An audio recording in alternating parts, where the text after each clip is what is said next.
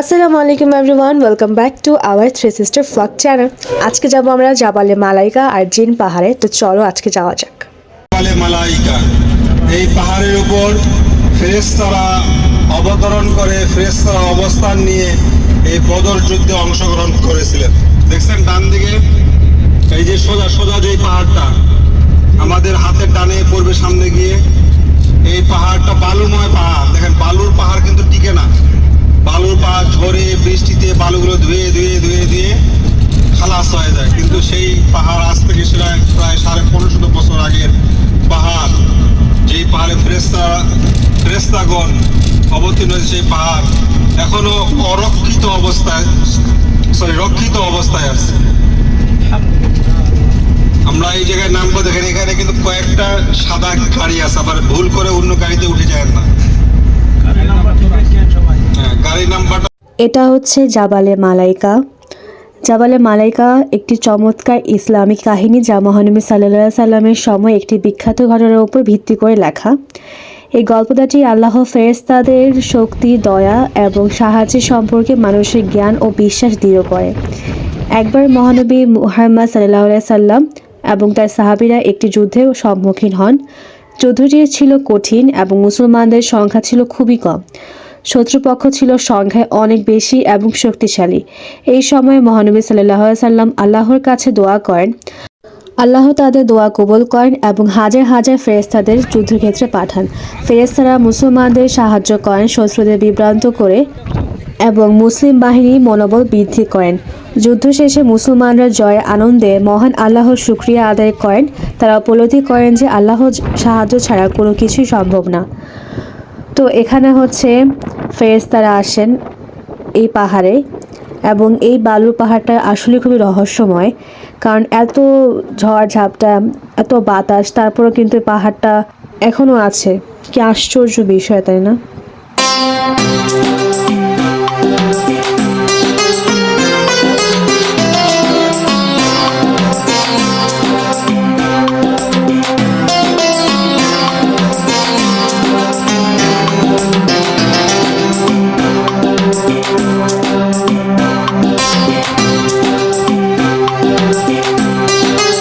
দাবিগণ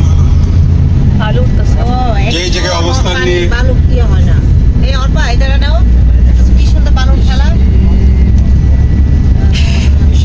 যেই কূপের পানি পান করেছিলেন, সেই জায়গায় এখন আমরা যাবো ইনশাআল্লাহ।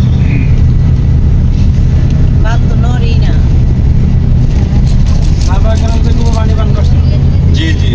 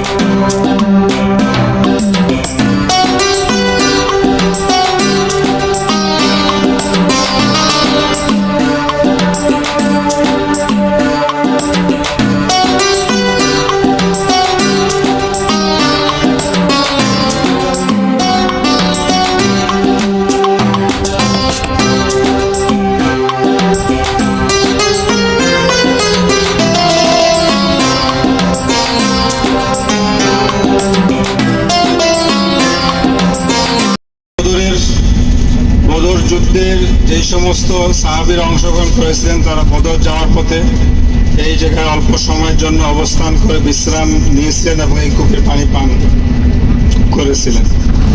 কনস্ট্রাকশনের কাজ চলতেছে। আল্লাহ আপনাদের সবাইকে কনস্ট্রাকশনের কাজ শেষ হয়ে যাবে তখন আসার তৌফিক দান করুন।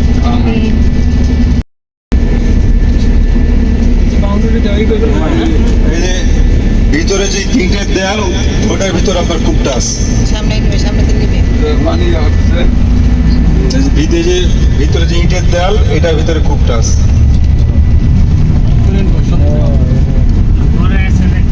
ওটার ভিতরে আছে।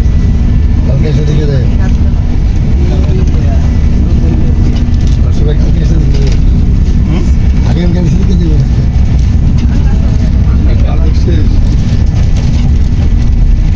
হাতে দিয়ে দিয়ে খেয়া জমা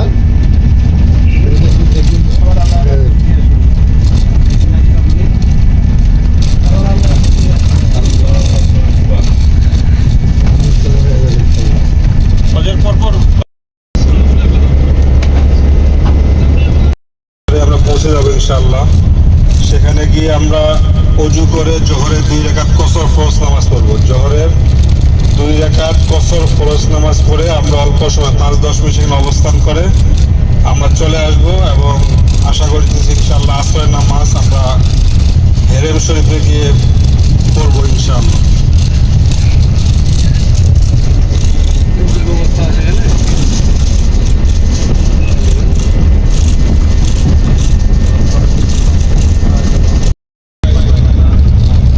ঘোড়া দেখেন টানে, এগুলো বিকালবেলা করে আপনার প্যারাবিয়ান গুলো এই জায়গায় আশা করি তারা এখানে বাচ্চাগুলো এই যে রেস বাইক যেগুলো আছে এগুলো দিয়ে তারা খেলাধুলা করে।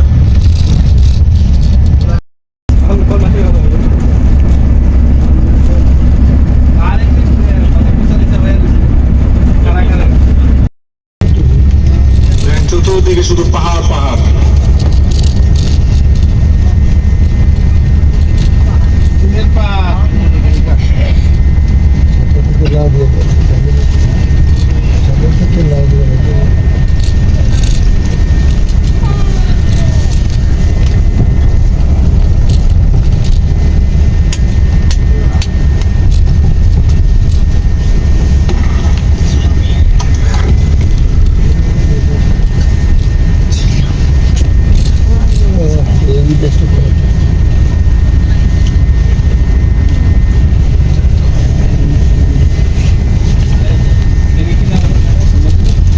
তো আমরা চলে এসেছি জিনের পাহাড়ে। এখন তোমাদেরকে বলবো জিনের পাহাড়ের ইতিহাস। তো এটাকে ওয়াদি আল জিন বা জিনের পাহাড়ও বলা হয় এবং এটা হচ্ছে মদিনা থেকে প্রায় 34 কিলোমিটার দূরে। তো আমরা আজকে এখানে ঘুরবো এবং এখানের কিছু বিশেষত্ব আমরা দেখব, যেরকম হচ্ছে যদি কোনো গাড়ি নিউট্রাল গিয়ারে রাখা হয় গাড়িটি স্বাভাবিকভাবেই পেছনের দিকে না গিয়ে সামনে চলতে শুরু করে, এমনকি উঁচু ঢালু পথেও। শুধু গাড়ি নয়, পানির বোতল বা অন্য হালকা বস্তু ঢালু পথে বিপরীতে নিচে থেকে গড়িয়ে চলে। অনেক মানুষ এই জায়গাটিকে জিনদের প্রভাবিত এলাকা বলে মনে করেন। তাদের বিশ্বাস এখানে জিনেরা বসবাস করেন এবং তারা মজা করে এই ধরনের কর্মকাণ্ড ঘটায়। এই জন্য জায়গাটির নামকরণ হয়েছে ওয়াদি আল জিন। তবে বিজ্ঞানীরা ব্যাখ্যা করেন অন্যভাবে। তারা মনে করেন এটি একটি অপটিক্যাল ইলিউশন। আসলে জায়গাটিতে সম্পূর্ণ সমতল নয়, কিন্তু দূর থেকে দেখলে সেটি ঢালু মনে হয়। এই ভ্রমণটি সৃষ্টি হয় আশেপাশের ভূপ্রকৃতির কারণে, ফলে কোনো বস্তু সেখানে আপাত দৃষ্টিতে উঁচু দিকে চলতে দেখা যায়।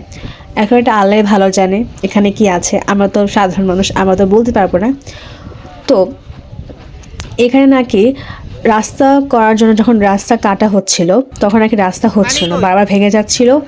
আর নাকি নবীজির সময় থেকে এখান থেকে কেউ নাকি ওইদিকে যেতে পারেনি, মানে ও পাশে যেতে পারেনি, তারা নাকি এটা পারই করতে পারেনি। এখন আল্লাহ ভালো জানে এখানে কি আছেন। তো যেহেতু আমি অনেক পাহাড় দেখেছি এখানে, বাট যখন আমরা এখানে মানে জিনদের এলাকায় বা হচ্ছে জিনের পাহাড়ে ঢুকি তখন দেখি যে প্রত্যেকটা পাহাড়ের টপে একটা করে পাথর ছিল। বাট যখন আমরা যে পাহাড়গুলো আমরা বাইরে দেখি, মানে জিন পাহাড়ের এলাকার বাইরে দেখি, সেই পাহাড়গুলো কিন্তু নর্মালি পাহাড় ছিল, বাট এই পাহাড়গুলোর বিশেষত একটু আলাদা। এই পাহাড়ের সবগুলো টপে টপে একটা পাহাড় মানে পাথর, মনে হচ্ছিল যে কেউ বসে আছে বা কেউ সেজদা দিচ্ছে এরকম লাগছিল। এখন জানি না, আল্লাহ ভালো জানে। তো একটু পরে হচ্ছে আমরা এক্সপেরিমেন্ট করব এখানে আসলে কি আছে। আর এখন হচ্ছে আমরা দেখছি এই সাইডের দোকানপাট, এখানে অনেক পরিমাণে দোকান আছে এবং বিভিন্ন রকমের জিনিস পাওয়া যাচ্ছে। আর সামনে হচ্ছে জিনের পাহাড়।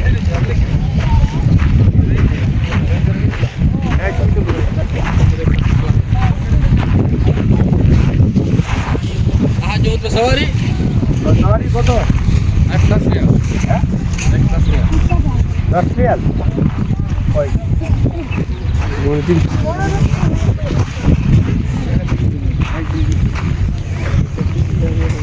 মেমনা এদিক তাকাও।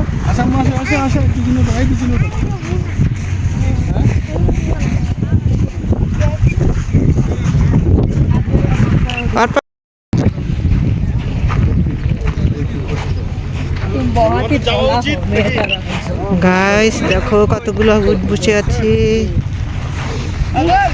এই উটকে মুখের মধ্যে টুপি পরে। গিয়ার দেয়নি, গিয়ারটা নিউট্রাল করা আছে, গাড়ির গিয়ার নিউট্রাল করা আছে, গাড়ি এখন অটোমেটিক যাবে। গাড়ি এখন নিউট্রালে আছে।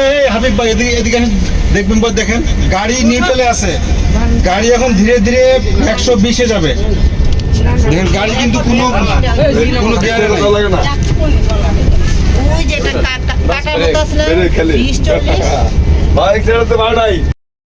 এবং ড্রাইভারের পা কিন্তু পিক আপে নাই, কিন্তু এই যে আমি ভিডিও করতেছি পিক আপ ছাড়া তার পা দেখেন গাড়ি স্টেট ছাড়াই এক্সট্রা চালায় গাড়ি নিউট্রাল করা আছে। সিটে বসে যান, সিটে বসে ই করেন, না হলে আমার মোবাইলে ধরতে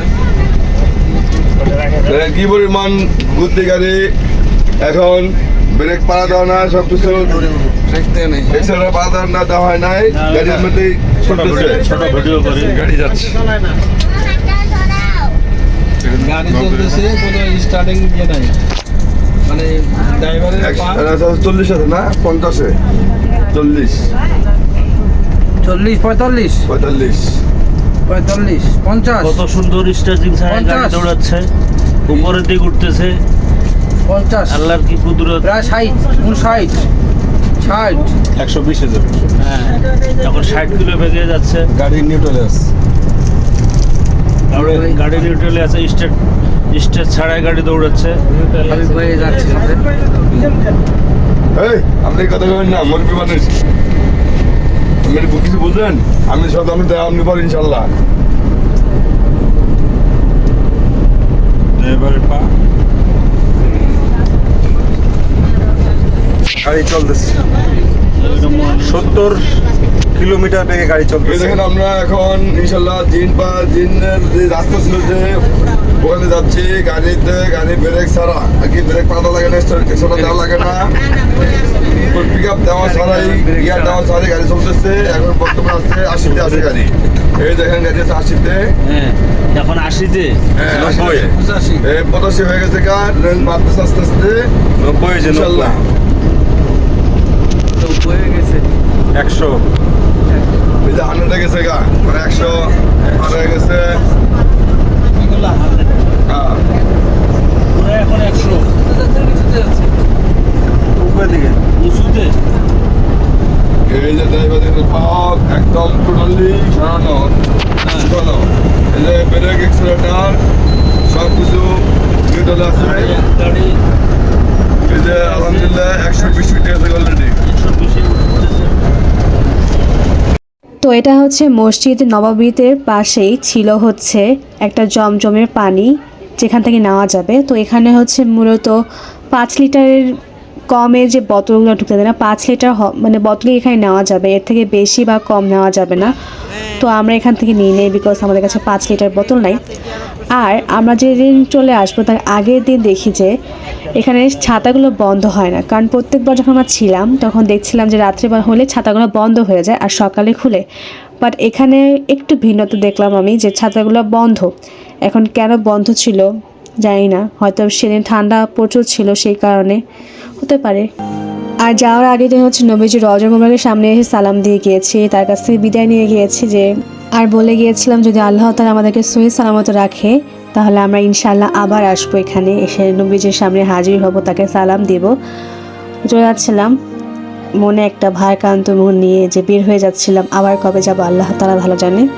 ইনশাআল্লাহ তোমরাও একদিন যাবে, এখানে নবীজিকে সালাম দেবে।